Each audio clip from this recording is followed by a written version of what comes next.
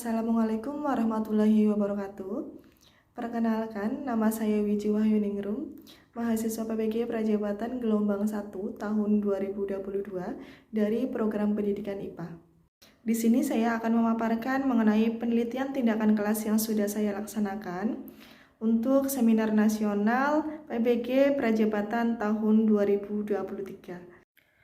Judul penelitian kelas yang saya angkat adalah penerapan kooperatif STAD berbantuan PET Simulation untuk meningkatkan motivasi dan hasil belajar peserta didik.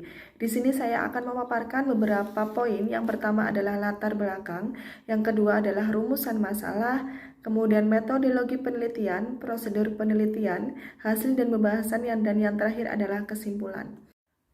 Latar belakang penelitian saya yaitu rendahnya motivasi belajar peserta didik, penggunaan model dan metode pembelajaran yang belum menarik, penggunaan media pembelajaran terutama di bidang teknologi yang masih belum maksimal, perolehan hasil belajar peserta didik yang masih rendah.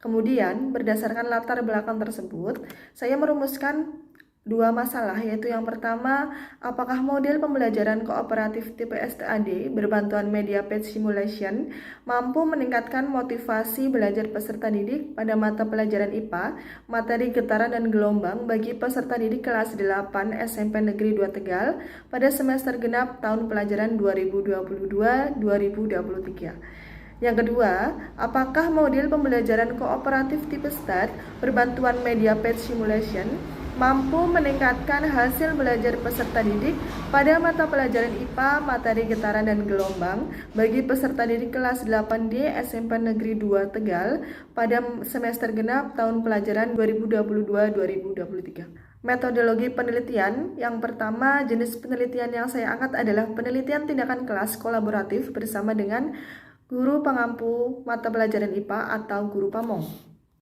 Yang selanjutnya adalah subjek penelitian. Untuk subjek penelitian saya yaitu peserta didik kelas 8D di SMP Negeri 2 Tegal dengan jumlah 32 anak, 16 perempuan dan 16 laki-laki. Yang selanjutnya adalah waktu dan tempat penelitian. Untuk waktu penelitian terlaksana pada 20 Maret 2023 hingga 10 April 2023 bertempat di SMP Negeri 2 Tegal. Instrumen penelitian yang saya lakukan yaitu ada angket motivasi belajar dan soal pilihan ganda. Yang selanjutnya untuk analisis data. Untuk analisis data hasil belajar saya menggunakan deskriptif komparatif dengan membandingkan hasil belajar peserta didik pada siklus 1 dan siklus 2. Dan untuk angket motivasi belajar saya menggunakan analisis kuantitatif. Yang selanjutnya adalah prosedur penelitian. Pada prosedur penelitian yang saya laksanakan, saya menggunakan model PTK dari Cambridge dan Taggart. Ada 4 tahapan. Yang pertama adalah perencanaan. Pada tahapan perencanaan, saya bersama dengan guru pamong merencanakan pelaksanaan pembelajaran menggunakan model pembelajaran kooperatif tipe STAD berbantuan media PET Simulation. Kemudian menentukan pokok bahasan yang akan dilaksanakan atau yang akan dibahas, menentukan tujuan pembelajaran, menyusun modul ajar, kemudian menyusun atau menentukan media ajar yang akan digunakan, dan yang terakhir adalah menyusun angket motivasi belajar peserta didik. Tahapan yang kedua adalah tahapan tindakan. Tahapan tindakan yang saya laksanakan, saya melaksanakan tindakan sesuai dengan modul pembelajaran yang sudah direncanakan pada tahapan perencanaan. Tahapan yang ketiga adalah tahapan pengamatan. Pada tahapan ini yang diamati adalah bagaimana keterlibatan peserta didik selama proses pembelajaran berlangsung.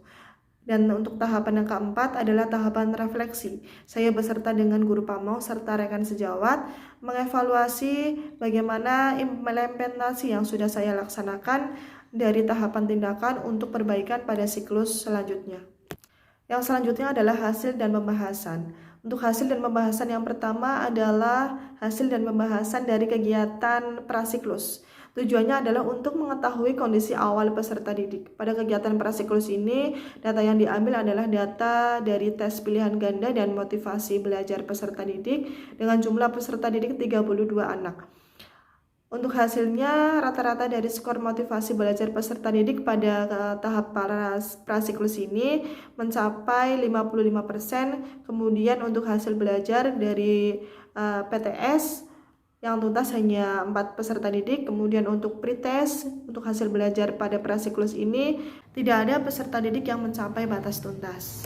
Selanjutnya yaitu untuk hasil dan pembahasan pada siklus 1.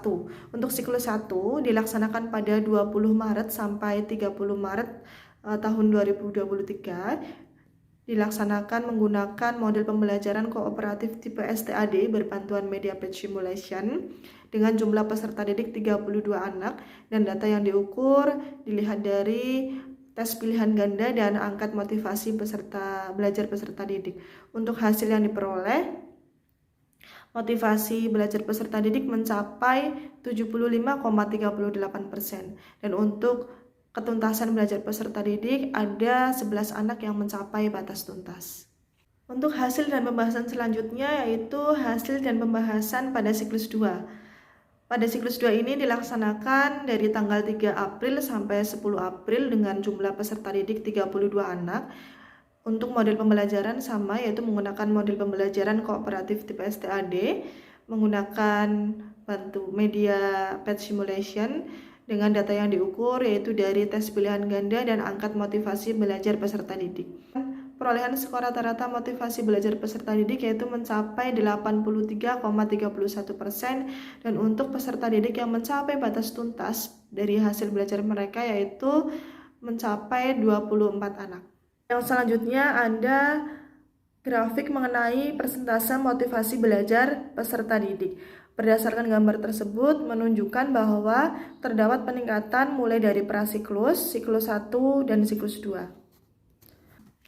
Kemudian yang selanjutnya, di situ juga terdapat grafik dari persentase ketuntasan hasil belajar peserta didik, yang mana di situ terdapat peningkatan mulai dari prasiklus, siklus 1 dan siklus 2.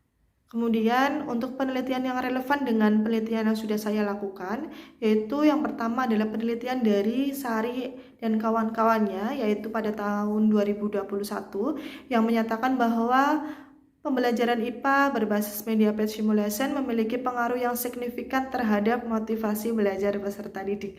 Kemudian penelitian yang kedua yaitu yang dilaksanakan oleh Leni dan kawan-kawannya pada tahun 2022 menyatakan bahwa motivasi belajar peserta didik setelah selesai pembelajaran menggunakan media patch masuk dalam kategori yang sangat kuat.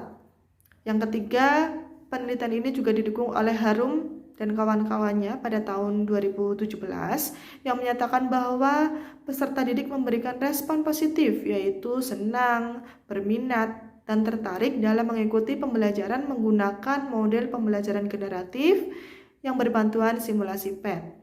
Yang selanjutnya penelitian dari Safarati tahun 2019 yang menyatakan bahwa model pembelajaran kooperatif tipe STAD menggunakan media PET dapat meningkatkan kemampuan kognitif dan aktivitas belajar peserta didik.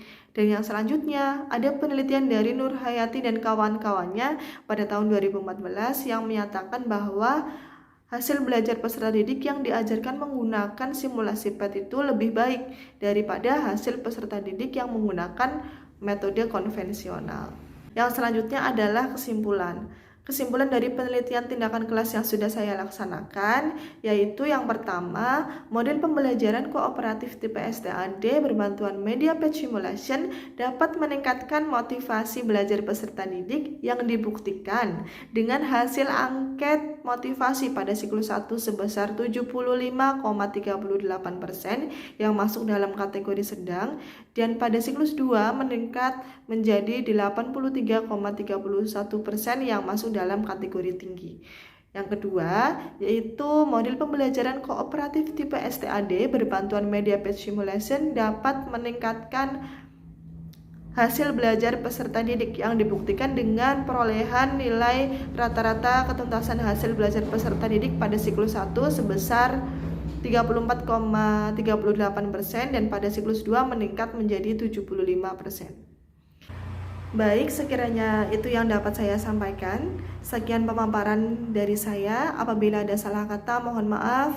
Sekian, wassalamualaikum warahmatullahi wabarakatuh.